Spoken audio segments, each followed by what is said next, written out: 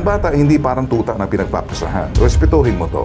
Sundin natin kung ano naaayon sa batas. Wala kaming pakialam sa away ninyo. Ako nakatingin na ako sa kapakanan ng bata. Hindi ko nagustuhan yung isip mo kanina eh. Pambansang sumbungan, handa kang ipaglaban ang programa ng ating buong sambayanan. Hindi kayo magkasundo ng iyong misis? Hindi po, since po nag-abroad siya, Ikaw na nagpalaki sa bata? iniwan niya po sa akin na 2 or 3 months. O simula nung 2 or 3 months hanggang sa... Ngayon po, Ilan taon na siya ngayon? 9 years. Nakita ko may picture ata Opo. ng anak mo, hindi ba? Pakita, iyan ang picture ng anak Mula mo. po nung mali siya. So, meron pa ba yung mga pictures na yan? Ikaw yung babae to? Opo, babae po yan. Alright. Ayan, kasama mo. Ikaw lagi. Opo. Ano bang problema raw? Bakit kinuha naman lang? Ano ba? Hiniram muna? Dumating po ang aking asawa, buwan po ng April. Ngayon, dumating po sila sa amin, sa bahay ng nanay ko, bagamat may bahay po kami. Ngayon, kasama nila ang mga public official ng kanilang lugar. Ano yung, sino yung mga public official?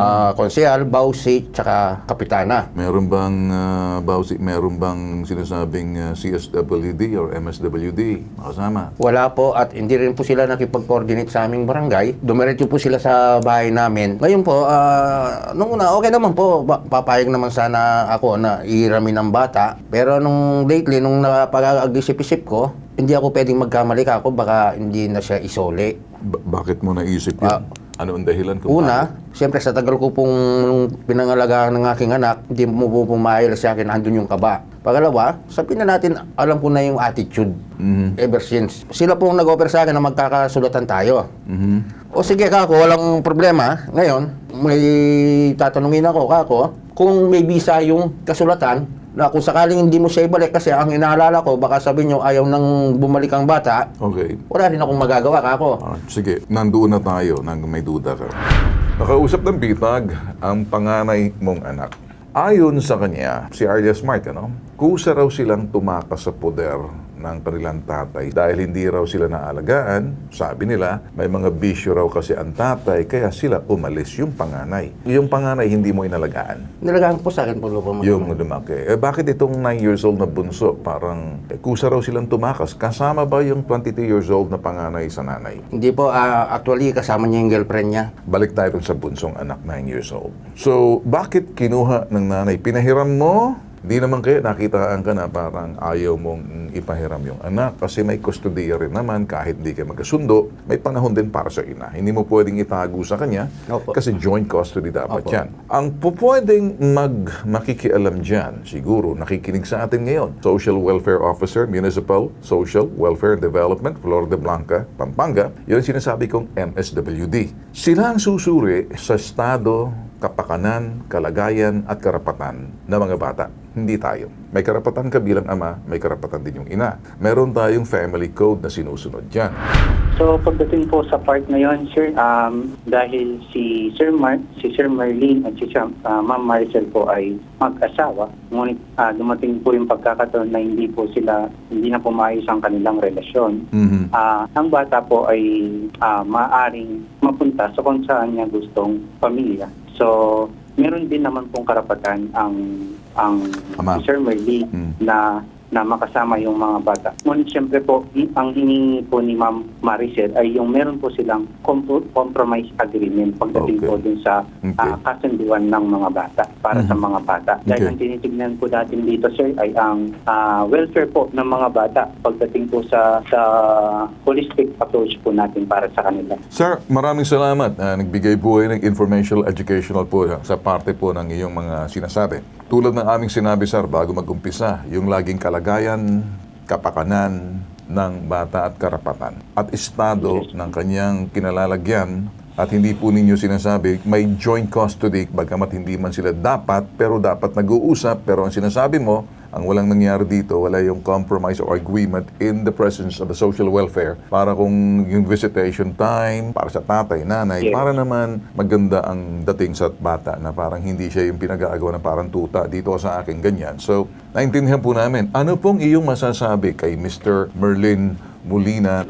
Sir Merlin, ganito po yan. Meron po tayong mga proper forum na pwede po natin lapitan pagdating po sa kapakanan po ng mga bata. Nandyan po ang opisina po natin ng MSWD office para po tulungan kayo sa kung ano man po ang pwedeng iabot ng opisina sa pagbibigay po ng solusyon sa problema na meron po tayo ngayon. Hindi po natutulog ang opisina sa pagtulong po sa inyo. Kagaya po nung nagpadala po kami ng letter sa inyo, bagamat po nag-refuse kayo na hindi po mag-attend para po pag-usapan po sana natin ang maaaring compromise agreement po ninyo ni Ma'am Maricel, is nandito pa rin po kami para tumulong po sa inyo. Okay. Padala na rin po kami ng letter sa MSWD po ng Bautista, Pangasinan, Okay. para po kung sakali is magkaroon po tayo ng pagkikita at pag-uusap po Alright, okay. ninyong dalawa ni Ma'am Maricel para po sa kapakanan ng mga bata. Okay. Sir, malinaw po sa amin yung sinasabing kapakanan lagit, kalagayan, kapakanan ng bata at karapatan ng bata. Nasa batas po natin yun sa Family Code. Maaaring hindi naintindihan ni Mr. Merlin Molina